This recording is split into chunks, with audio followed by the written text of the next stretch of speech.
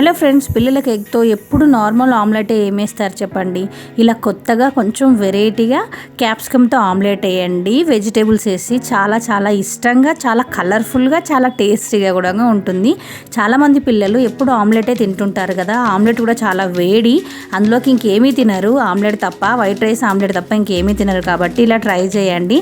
Carrot, cabbage, capsicum మూడింటిని సన్నగా పొడుగా cut చేసుకొని చూడండి. క్యాప్సికమ్ చూయించినట్టుగా రౌండ్గా కట్ చేసుకొని ఇప్పుడు తగినంత 2 ఎగ్స్ తీసుకొని ఉప్పు, కారం, ధనియాల పొడి వేసేసుకొని ఇందులోకి మ్యాష్ చేసేసుకోవాలి. వీడియోలో చూయించుకొని ఈ కూరగాయలన్నీ అందులో వేసేసుకొని పెన్నం పెట్టేసుకొని ఆయిల్ వేసేసుకొని ఇవన్నీ పెట్టేసుకొని అందులో వేసుకొని కొంచెం ఆయిల్ పైన వేసేసి అటు ఇటు తిప్పుకుంటూ మంచిగా వెయిట్ చేసేసుకుంటే చాలా చాలా బాగుంటుంది. సూపర్ టేస్ట్గా ఉంటుంది. ఈ వీడియో మీకు నచ్చితే లైక్ చేసి, షేర్ చేసి, సబ్స్క్రైబ్ చేసుకోండి. Thank you friends.